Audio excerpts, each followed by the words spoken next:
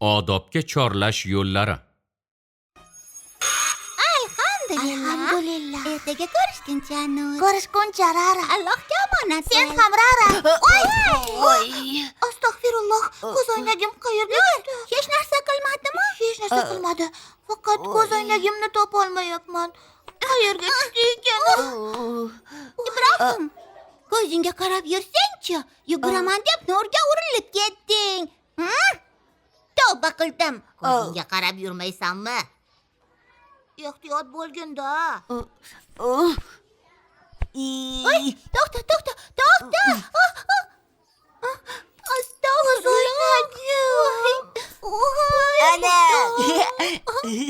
Ajab bo'pti.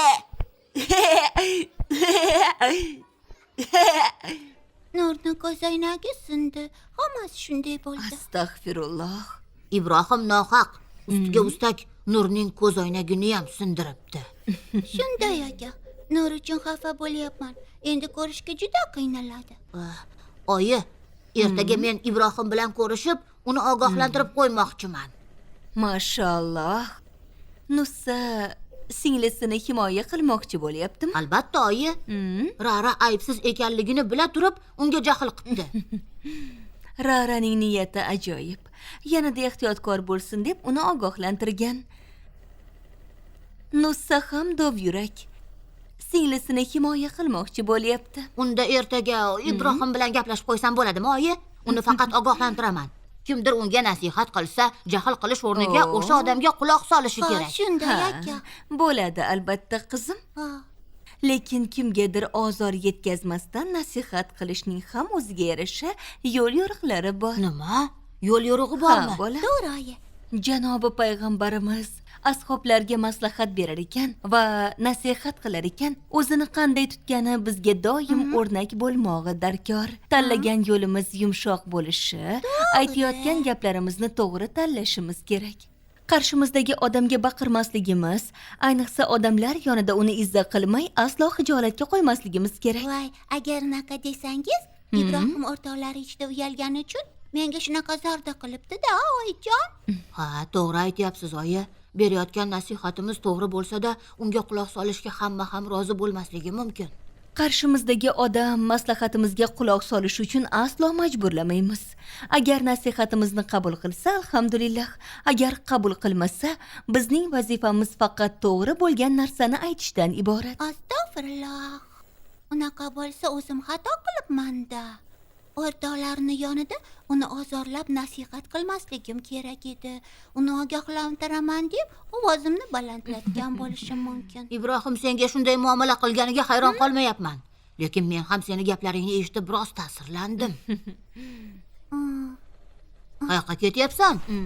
Rara? Oyi, men Nurga yangi ko'zoynak olib, o'z xatomni to'g'rilamoqchiman. Xudo xohlasa, bunga pulim yetadi. Mana, qarang. Agar puling yetmasa, qolganini o'zim berib turaman, singiljon. Rostdanmi akajon? Ha, albatta. Alhamdulillah. Rahmat aka. Arzimaydi, singiljon. Mashalloh. Unda men ham internetdan ko'zoynaklarni qarab ko'raman. Xo'p, oyijon. Lekin keyin ko'zoynagi yana yerga tushib ketsa, unda nima bo'ladi? To'g'ri. Rara uchun mohir qo'llar darsi.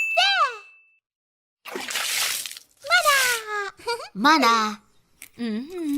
Avval shunday qilib bukamiz. Yaxshi. Buni esa shu yerdan o'tkazamiz. Mana bunday. Endi bo'lsa bog'laymiz. Aka, Mana shunday. ko'zoynak ham keldi. Juda tez keldi. Yaxshi. Shunday davom etamiz. Qayoqqa keldik, Yana Rara? ko'zingni ochib olma. Bo'ldi, endi ochishim mumkin. Qara!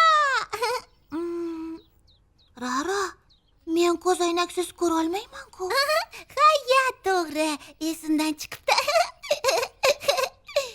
Kel, unda buni taqib qo'yaman. Ana. Voy! Alhamdulillah. Endi ko'zoynaging tushib ketmaydi. Biram ajoyib. Menga juda yoqdi, Rara. Buni yasashimga Nusa akam bilan oyim ham yordamlashdi. Salom, Nur. Katta rahmat, xola. Musa aka, menga u juda ham yoqdi. arzimaydi. Nur, qara bu necha? 2. Endi ko'zoynaging bor-da, to'g'ri topding.